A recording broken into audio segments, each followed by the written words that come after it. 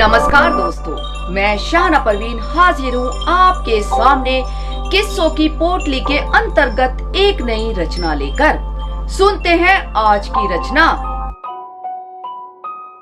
आज हम एक ऐसे कवि की कविता आपके सामने लेकर आए हैं जिन्होंने अपने जीवन के बहुत ही छोटे कालखंड में सैकड़ों रचनाएं रच डाली। परिचय की बात करते हुए आगे बढ़ते हैं। एक ऐसे आधुनिक हिंदी कवि जो उत्तर प्रदेश के चित्रकूट जिले में तुलसीदास जी की जन्मस्थली राजापुर में स्थित उदघटा के रहने वाले हैं, जिनका नाम है शुभम द्विवेदी। शुभम द्विवेदी जी ने हिंदी साहित्य के उत्थान के लिए राष्ट्रीय काव्य संगम संस्थान चित्रकूट नामक एक समूह की स्थापना भी की है, जिसमें वर्तमान में लगभग 500 से अधिक कवि कवित्री जुड़ चुके हैं। वर्तमान में शुभम जी इलाहाबाद केंद्रीय विश्वविद्यालय से स्नातक की पढ़ाई कर रहे हैं। लगातार हिंदी साहित्य में आधुनिक कविता को अपना सहयोग प्रदान कर रहे शुभम द्विवेदी जी आने वाले समय में जरूर एक सफलतम कवि के रूप में उभर कर सामने आएंगे। शुभम जी की रचनाओं से ऐसा प्रतीत होता है कि बहुत ही कम उम्र में इन्होंने समाज के हर पहलू से काफी अनुभव प्राप्त किया है। शुभम जी अपनी रचनाओं में वास्तविकता को ज्यों का त्यों ऐसे लिख देते हैं कि रचना पढ़ते वक्त सारे चित्र पाठक के हृदय में मंडराने लगते हैं। आज हम आपको शुभम द्विवेदी जी की एक कविता से रूबरू कराएंगे, जिसका शीर्षक है खाकी वर्दी।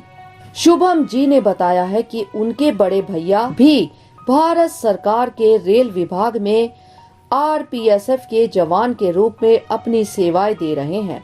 उन्हीं के जीवन में घटने वाली घटनाओं और आने वाली समस्याओं से प्रेरणा लेकर यह कविता उन्होंने लिखी है। आइए आपको कविता से जोड़ते हैं शुभम द्विवेदी जी की रचना खाकी वर्दी।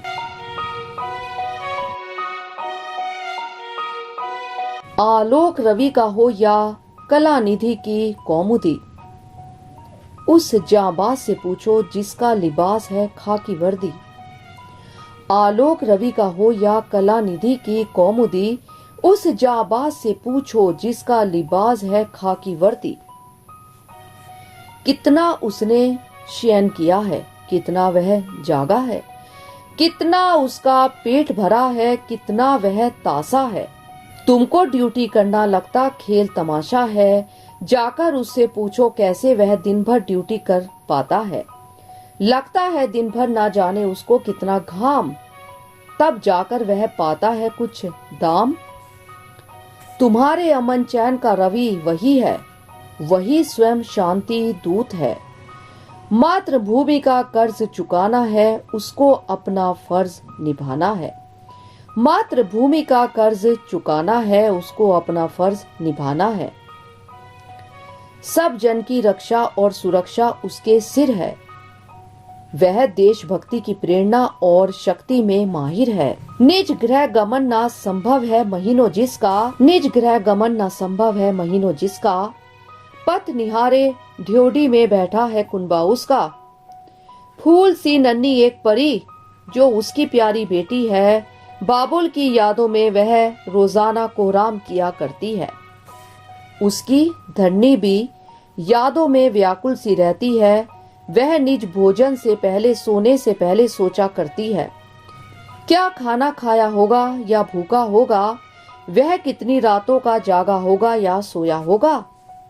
उसकी वयोवृद्ध धात्री रात्रि पहर तक जगती होगी, तात कहाँ सुख से उसके सो पाते होंगे। भाई बहन भी चिंता तो करते होंगे, खाकी वर्दी के अंदर कैसे वह जीते होंगे। ट्रैफिक हो या मेला ड्यूटी वो बड़े प्रेम से करता है। नन्हे मुन्ने बच्चों को वह खुद अपना स्वयं समझता है। वयोवृद्ध जो दिख जाए तो मात तात उनको कहता है। सबकी रक्षा करना वह अपना धर्म समझता है। जो बदनामी का उसके डंका पीटा करते हैं, उसको बिना वजह के भ्रष्टाचारी कहते हैं। जरा गिरेबान झांक ले खुद का वो, गलती करके स्वतः कागज के टुकड़े पकड़ाया करते हैं जो। हाँ मैं मान रहा हूँ कुछ होते होंगे अत्याचारी, हाँ मैं मान रहा हूँ कुछ होते होंगे अत्याचारी, जरा सोच लो, सबको क्यों कहते हो भ्रष्टाचारी। उनको शौक नहीं है इसका, दिल में उनके है वफादारी। भ्रष्टाचार कराते हैं उनसे ही लूट रहे नेता अधिकारी। देश की खातिर जान न्यौछावर कर जाते हैं, सबको छोड़ परलोक चले जाते हैं। ऐसे होते हैं ये खाकी वर्दी वाले जाबाज सिपाही, जीवन भर चलते हैं देश की खातिर ये सिपाही। साल साल भर छुट्टी ना आने वाले, हम सबको कड़ी सुरक्षा देने वाले। साल साल भर छुट्टी ना आने वाले, हम सबको कड़ी सुरक्षा देने वाले। सत सत नमन तुमको बारंबार, तुम ही सबके जीवन में पारावार, तुम ही सबके जीवन में पारावार।